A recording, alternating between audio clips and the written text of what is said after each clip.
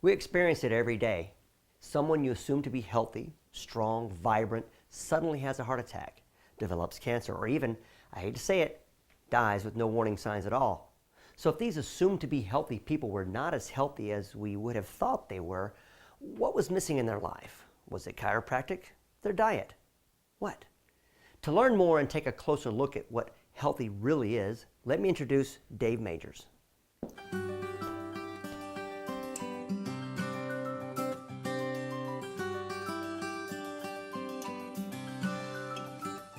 Do you really know if you're healthy?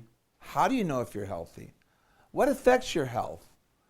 Well, let's look at some of the definitions of health. Many people have, I've heard of many definitions. I'm like, whoa, what is that? But let's look at what the World Health Organization, very reputable organization, tells us about how they define health. They define health as a complete state of physical, mental, and social well-being, not merely the absence of symptoms or disease. So basically, what does that mean? Well, that means that if I don't have a problem or a disease or symptom, does not guarantee that I'm healthy. When we have a fever, and that helps, that's a healthy function of the body. That helps get rid of what's infected in our body. So when we have a symptom, sometimes it's a good thing. But when we don't have a symptom, sometimes it's a bad thing. I always say the most dangerous symptom of all is no symptom. Why? Because we're unaware. We're unaware that, hey, something's going on. So let's look at heart disease. Number one killer. It says, the Farmington study, that out of 100 people, guess what's the first symptom of 60 out of 100? 60% of the time, almost 60%, it's going to be death. They're just going to drop over. No warning. I'm sure, and I'm sorry if it did happen in your life, know somebody like that. It's just so shocking. So we know that just because I feel good, one day I could feel good, 1 second I could feel good, and I could turn around and that be the end of it. In fact, I heard a story about Pistol Pete Maravich. He's a basketball player, retired, playing basketball with some older people. He was 40, I think, 2-ish, right around there. He says to the people, they go, hey, how'd you like beating up on us old people? And he says, it was fun. He goes, we didn't wear you out. He goes, no, I feel great. That's his last words. As he turned, he dropped over. Jim Fix, the father of running back in the 60s, some of you may remember. A runner, vegetarian, took good care of himself. But boom, drops over, okay, with a heart attack. So I want you to really get this, that just because you feel good, it doesn't guarantee you're healthy. Function is the key, not feeling. So when we look at the function, what affects our function of our body, from functioning well to also now functioning well, well, as this process is declining, stress is affecting this. It's affecting it in a negative way, and it's putting us on a journey of unhealthy. Okay, we're thinking we're on the healthy journey, where in essence, the stress is throwing us to an unhealthy journey, and we don't know it. What happens is this, that stress is the main culprit. And stress, physical, emotional, mental, and chemical, are the areas of stress that affect this. It affects the central nervous system in a negative way. It disturbs the function of the central nervous system and causes our body not to function well, whether we feel it or not. So let's look at some of the stresses. Physical stress, right from the birth of a child, when they're born, and man puts their hands on them, there's stress put to that baby. The mother, let's not forget the mother.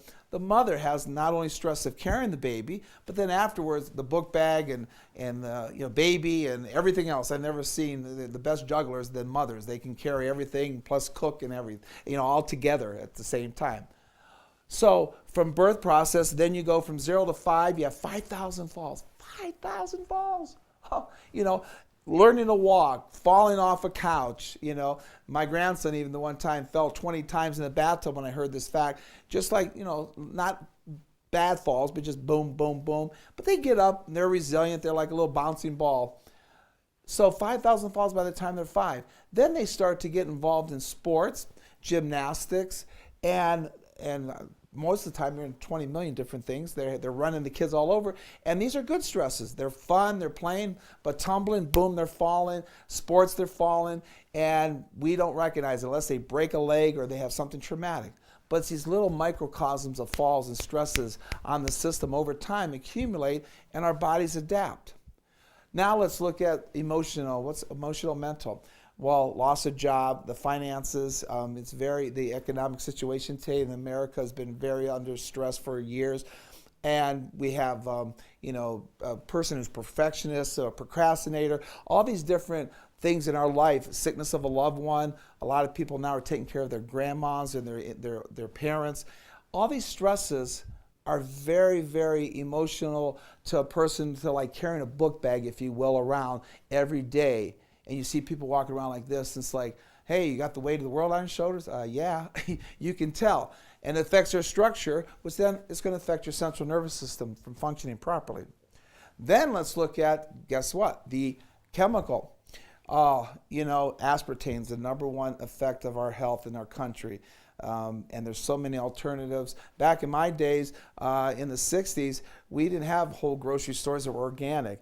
I really love the fact that we're really on a mission, the whole United States, of getting rid of like high fructose corn syrup and sugars and salts, and trying to make it healthy and well balanced. And there's so many alternatives you really need to check out. Not only the food that we eat, but also that there's pollutants in the air, stuff like that we breathe in. It's very damaging also. My one rule of fast food is don't eat fast food, eat slow food. What that means, if it can drive through to get food, don't go there. Sit down and have some good food. So all these areas, just to name a few, stresses affect your central nervous system. And over time, your system is not functioning well and you don't know it. So for you that are out there that are under chiropractic care, awesome. You're doing the right thing. You're investing now, because I always say healthcare, it pays, but sick care costs. So congratulations to you. And if you have any friends or family, please have them see their chiropractor to check if their central nervous system is functioning properly.